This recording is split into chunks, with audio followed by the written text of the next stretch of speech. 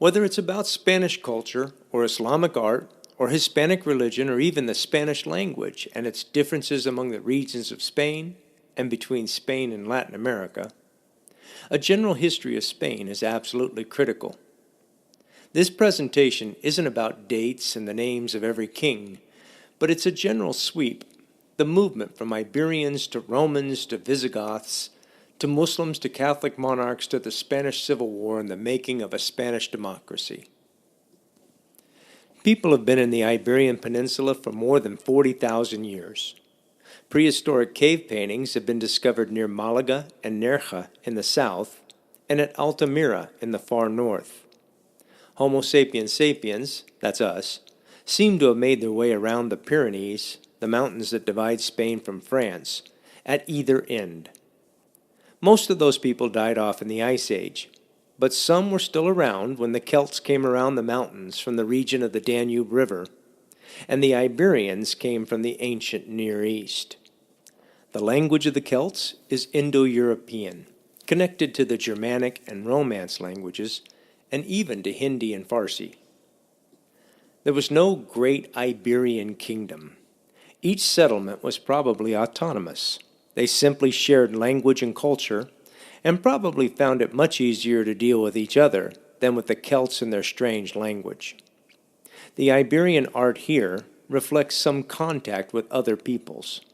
The first piece was found near Granada, and it's an image of Inanna, the Babylonian queen of heaven and earth.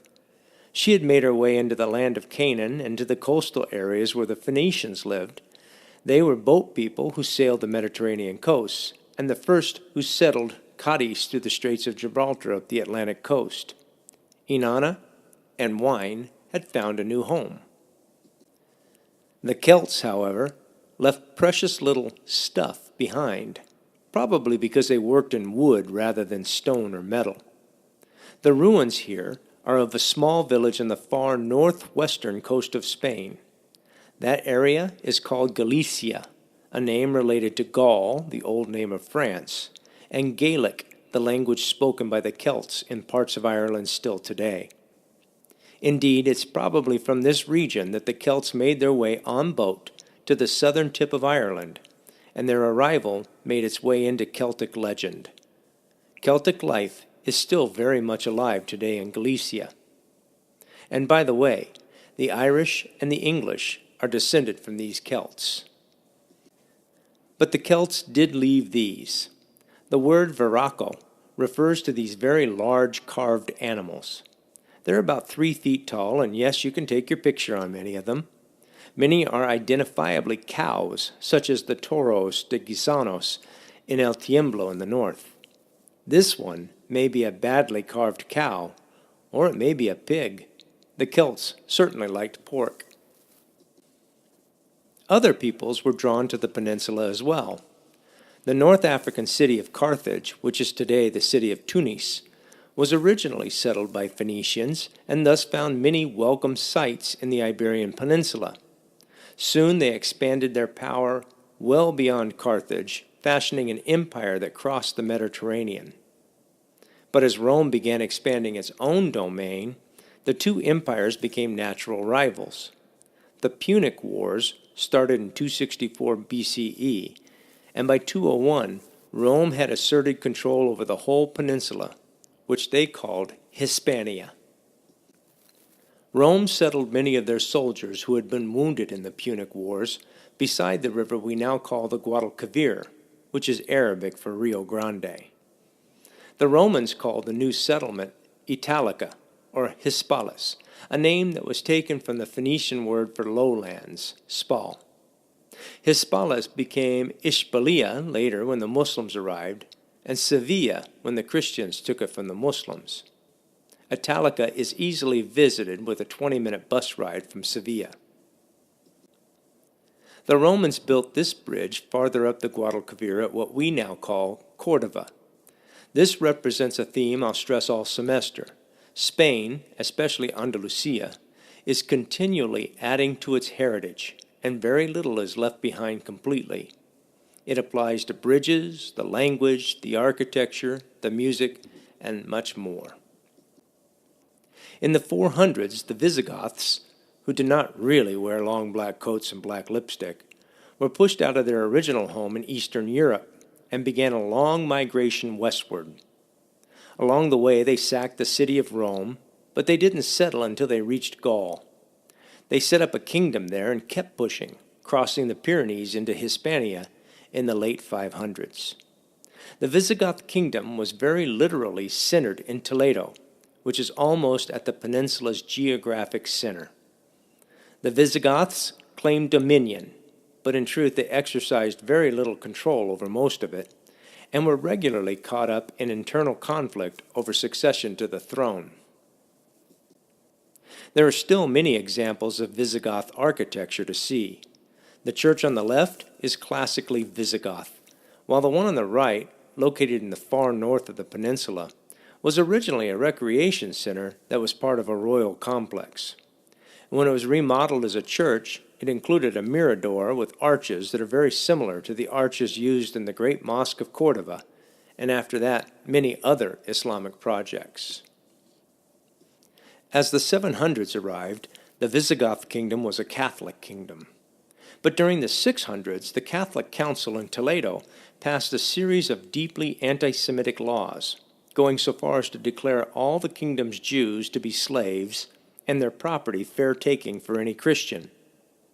The Jews, who had arrived on the peninsula sometime around 100 CE, long before Christianity took root there, turned to the Muslims in North Africa.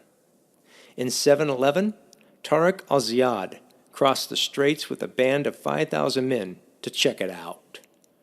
What he found was a Visigoth kingdom in utter disarray, and within a year, nearly the entire peninsula was under Islamic rule. To understand what happened next, we have to consider a political change 3,000 miles away. In 750, the Islamic Empire was the largest ever known, and ruled by the Arab Umayyad dynasty of Damascus. But the Abbasids, with their roots in Persia, defeated the Umayyads that year and assumed control. They invited the defeated Umayyads to a reconciliation dinner. When they were all together, the doors were locked, and the Abbasids slaughtered the entire Umayyad family, all except one. What happens next is the stuff of a thriller film. Although initially Abdurrahman's brother and nephew escaped too, by the time they got to the Euphrates River, the Abbasids had run them down. Only Abdurrahman and his servant Bedr avoided the assassins. The Abbasids dogged Abdurrahman through Palestine, Egypt, and across North Africa. Finally, he was at the end of the empire in Morocco, and the Abbasids pressed close. Abdurrahman fled across the straits to the Iberian Peninsula. There, some who were loyal to the Umayyads joined him, and in 755 he defeated the ruler at Cordoba. The Abbasids didn't follow, and Abdurrahman had won his own kingdom, which he called the Emirate, Princedom, of Cordoba. We call it al-Andalus. Abdurrahman I spent some 30 years in power fighting battles to cement his position. His time was not the great cultural advance his dynasty would one day create, but he did have the great mosque built immediately across the street from his residence. Very little remains of the palace today. In the 15th century, it was dramatically rebuilt as the bishop's palace. Recently, however, the palace baths were unearthed and now serve as a museum. Al-Andalus reached its zenith in the 900s under Abdurrahman III and his son Al-Hakam II. Cordoba was the largest city in Europe and the ornament of the world. Al-Hakam II had a library of 400,000 books, and people across Europe knew of the magnificence of the royal palace Madinat al-Zahra. But it was stunningly short-lived. When al-Hakam died, his son was only 12, and al-Mansur schemed his way into the position of chancellor. He was very good as a military leader. Al-Andalus was never more powerful or stable, but he hated al-Hakam's intellectual side, and he burned most of his library. When al-Mansur died, the dynasty was in utter disarray. 10 more people came to the throne over 29 years until, in 1031, the Caliphate of Cordoba came to an end. Al-Andalus disintegrated into 24 smaller Muslim kingdoms called taifas. With 5 Christian kingdoms in the north, the peninsula saw a period of Muslim-Christian, Muslim-Muslim, and Christian-Christian war, oftentimes with alliances across religious divides. Moreover, the dynamic inside the kingdoms was often most severe for Jews. For 300 years they had lived the Golden Age as part of al-Andalus. In 1013, that exploded in a massacre of Jews in Cordoba, and in 1066 another massacre took place in Granada. Ironically, many Jews fled to the Christian kingdoms. Toledo had been taken over by the King of Castilla in 1085, and was one of those safe havens. Another was Sevilla, which fell to the Castilians in 1247. The Castilian rulers were enamored by the culture they encountered in victory, and took pride in continuing to nurture the idea of the 3 cultures. When Sevilla's conqueror Ferdinand III died, his epitaph was inscribed in 4 languages: Arabic, Hebrew, Latin, and Castellano. The taking of Cordoba in 1236, Jaén in 1246, and Sevilla in 1247 was all made possible by the victory at Las Navas de Tolosa of the combined forces of Castilla, Aragon, Navarra, and Portugal over the Berber Almohades, who had invaded from Morocco in their defense of Islam. Granada was the only Muslim kingdom remaining on the peninsula. Granada, including both the city and the region around it, survived 260 years, although the Christians nibbled at its edges. Granada actually served the Christian Castilians as a buffer between the Christians and the always pressing Moroccans, and it was an important trading partner with Castilla and the other kingdoms, in spite of the tensions. In 1482, however, Isabel and Fernando launched the Granada War in the mythic quest of Reconquista. On January 1st, 1492, Granada's last king, Boabdil, handed the keys to the city over to the Christian rulers. 3 months later, on March 31st, the Alhambra decree was issued announcing that all Jews in their kingdoms must either convert to Catholicism or leave Spain. 9 years later, the same decree was issued regarding Muslims. The Spanish Inquisition, which had been set up out of fear that some Jews had converted in order to lure other conversos back to Judaism, now had a very big task, assuring that the newly converted Jews and Muslims had truly converted. Often they were denounced for not eating pork, or for bathing, or for lighting candles on Friday evening. There's no real certainty how many were actually burned alive for their alleged crimes, but a commonly quoted number is 5,000. While still in Granada, Isabel met with Christopher Columbus one last time without Fernando present. Whereas Fernando had denied Columbus's request for backing, Isabel gave it to him. Many now recognize he was not the first European in the Americas, but his discovery of new lands gave Spain the resources to be the world's great power, although that too was to be short-lived. When Isabel died, Fernando was left as the king of Aragon, and their daughter Juana was the queen of Castilla.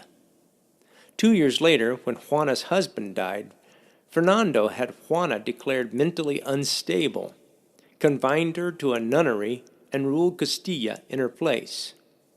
When he died, Juana's son Carlos assumed the role of both kingdoms, although Juana was still alive and still officially the queen.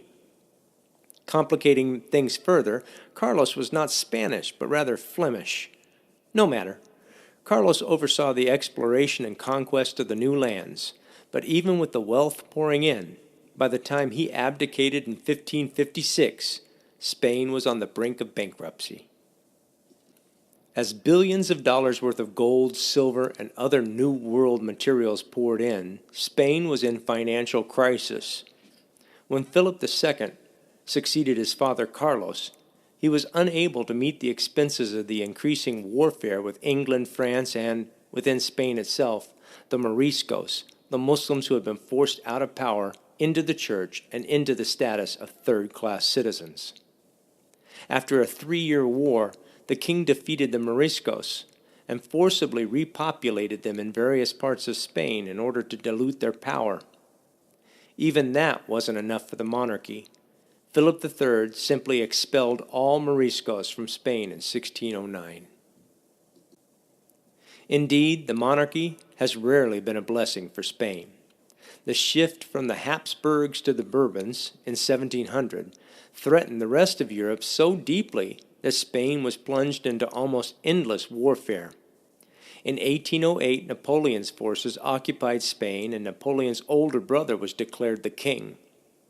One interesting outcome was that the name España was used for the first time in 1812 with Spain's first constitution.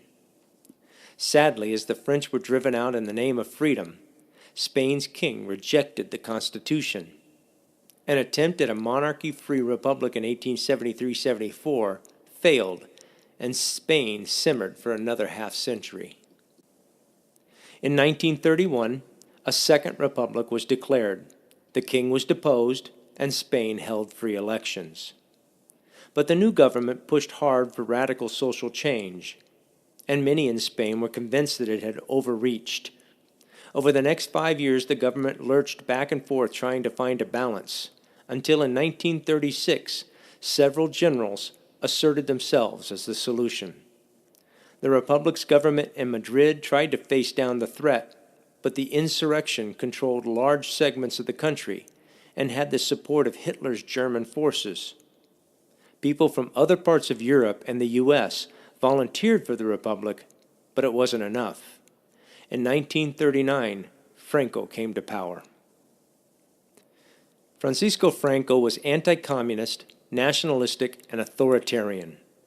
All opposition was outlawed. In 1947, he declared the restoration of the monarchy, but no king was named, in part because the legitimate heir to the throne, Juan, was sympathetic with much of the Republican agenda.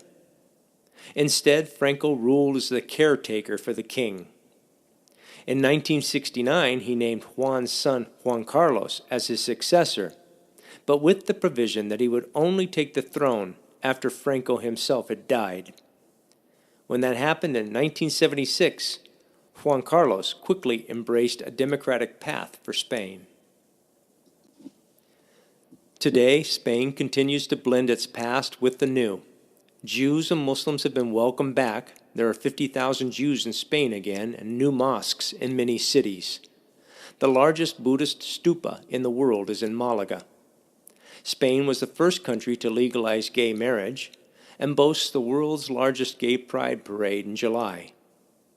It faces challenges. The unemployment rate nationwide is 16% in 2018.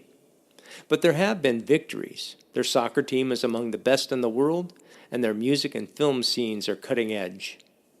Many, especially in southern Spain, are embracing their identity as the land of convivencia.